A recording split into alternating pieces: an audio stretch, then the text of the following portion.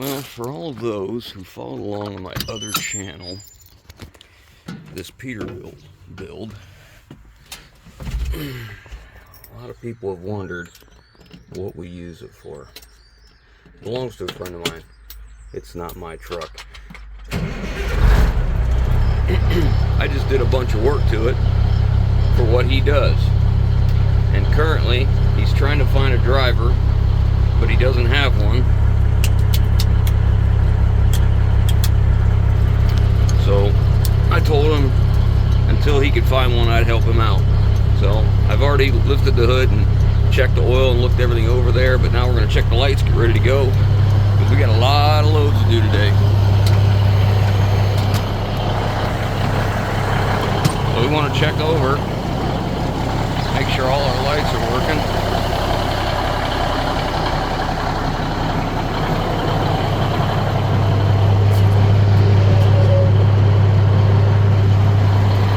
Look over, check all the tires, look at the suspension, give it a good once over before we hit anywhere, head down the road.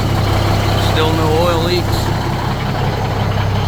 I drained the tanks yesterday when I picked the truck up, and then I let it run. I looked it over really good underneath, because if you don't know, we stretch this frame right up in here.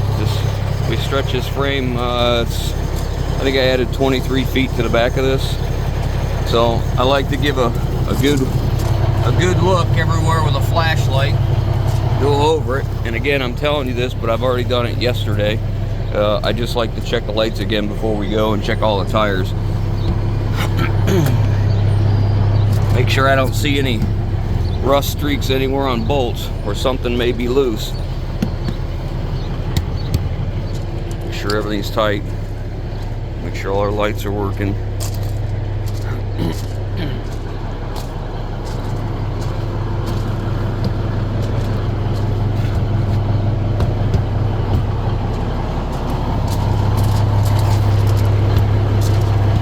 Such a tiny little drive shaft in this truck. Every time I look at it, I just think about how little it is. We turned the power up on this truck a little bit, and it's really been doing well. So we're gonna let it warm up, grab my stuff, we're gonna head out on our way.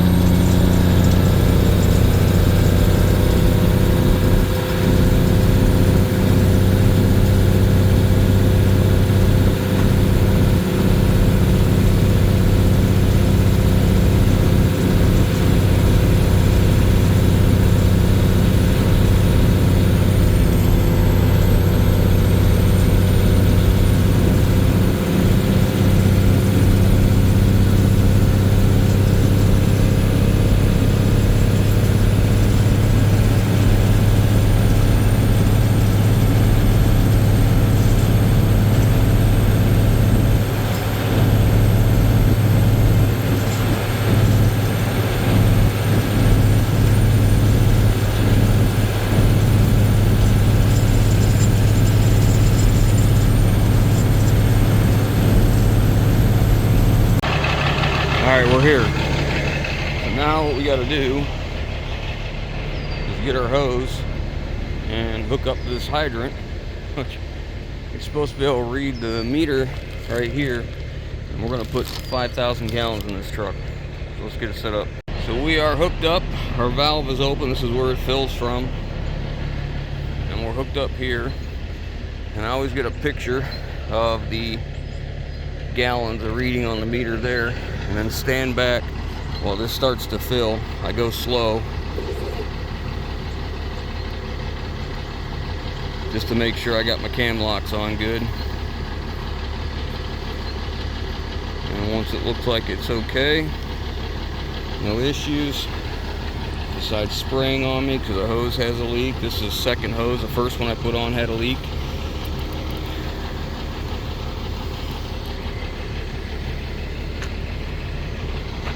Now we'll fill it up. In here to the room, we write down company name, the beginning meter reading, the end, the date, and initial it. So while the truck is filling, I take the opportunity to just look over the truck again. I just walk around and keep looking for anything loose, looking for any problems, any issues that need addressed. I pull all the cables from the air tanks. There's 5 of them on this truck. Look at the tire condition, wheel seal, whatever. And just keep looking at it. My eyes on the truck all day, every day. It's a lot harder to do with a camera in your hands, but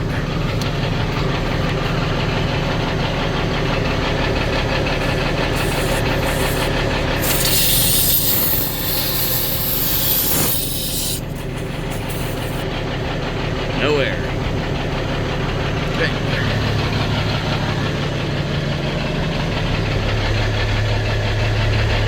A lot easier to look at this stuff when it's not raining or really cold out, but regardless, it's got to be done, and that needs tightened up. Look at there.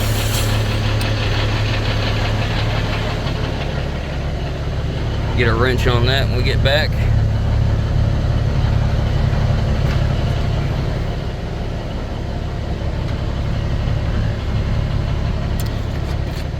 And once I think we're about halfway, then I'll go ahead and drop the axle, the lift axle for the rear. Check all my lights, make sure everything's working okay. There's a level gauge here. You can see where we're at. We're at like maybe 1,000 gallons so far, and we were empty. So it'll be a little while. It takes usually about 20 minutes to fill up total. And we're getting 5,200 gallons.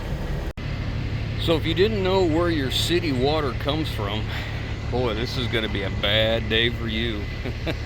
Most times, what you flush down your toilet comes to a water treatment plant. Once it goes to a water treatment plant, they go through several different stages, basically pools. It lets all the bacteria and stuff grow, and it skims it off. It is constantly working in these sludge pools. And then when it's done, they treat it with chlorine, something like that. That's why you get that chlorine smell. And yeah, there's what you get. Needless to say, we have well water, and people scoff at well water, but I gotta tell you, I think I'd rather have something that was naturally cleansed through layers and layers and layers of the ground, and from rainwater and stuff like that, versus, you know, what goes down the toilet. It looks like we got 4,700 gallons. Okay, lift axle down. Now we are ready to go. Okay. She'll drive a little bit different now. She got a little weight on her. So this truck's right around 64,000 pounds loaded. And you'll hear a difference in the motor now. It'll start working.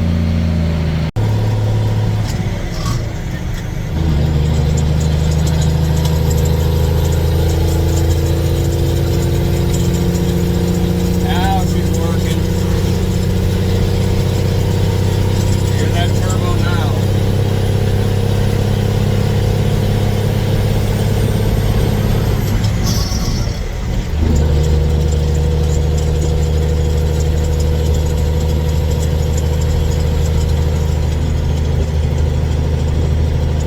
This truck's due for some front end work.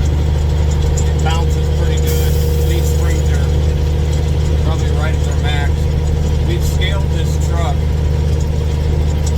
fully loaded, and everything is almost right at its max. It'd be better to replace the front springs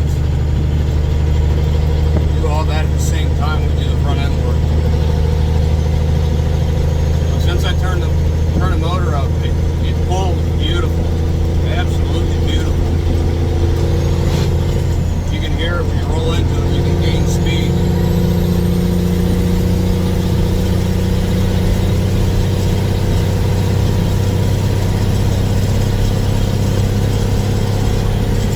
It still needs some more work, little by little. Keep making her better.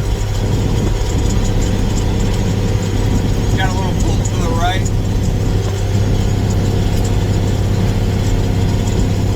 Tire pressure. It's in the front end alignment, which is obvious by the steering wheel. That's alright. They're building a new school over here, and they're putting holding tanks in the ground. So we need to get 2 loads in each tank. So I got 6 loads to do today. Back and forth. I think it's about a 20-minute ride back and forth each time. So each round will take about, 20 minutes to fill, 20 minutes to unload, 20 minutes to drive each way. So I should be done in about 8 hours, 8-9 hours it should take. This truck had a Jake brake at one time, but they removed it. But down here in these hills, it would be kind of nice to have again. It's nice having all these brakes too with all the lift axle, because it handles this weight very well. Now we're coming to town here.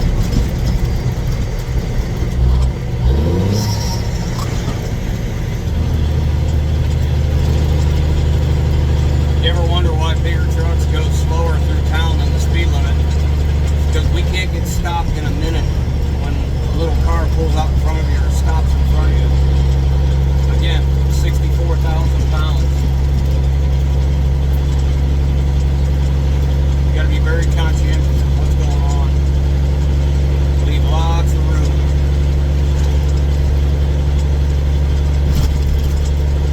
And we're going to the countryside, so there's gonna be a lot of this. See how it goes.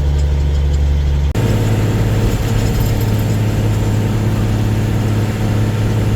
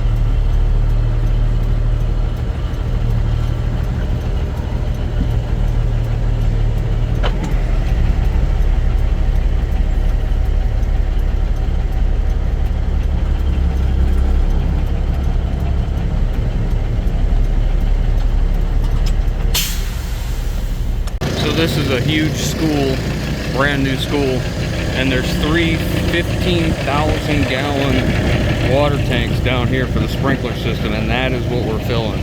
So today we're going to put in over 30,000 gallons, and then we're going to come back and top them off. They hold 45,000 gallons total. It's a huge project.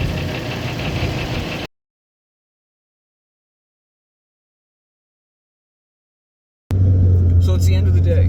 I was able to successfully deliver 6 loads with no troubles whatsoever. So what that means to us is we under-promise and over-deliver to that customer. They're a huge excavation contractor, and I'm pretty sure by what we've done today, we've secured a pretty good relationship with them, and I'm certain they'll call again.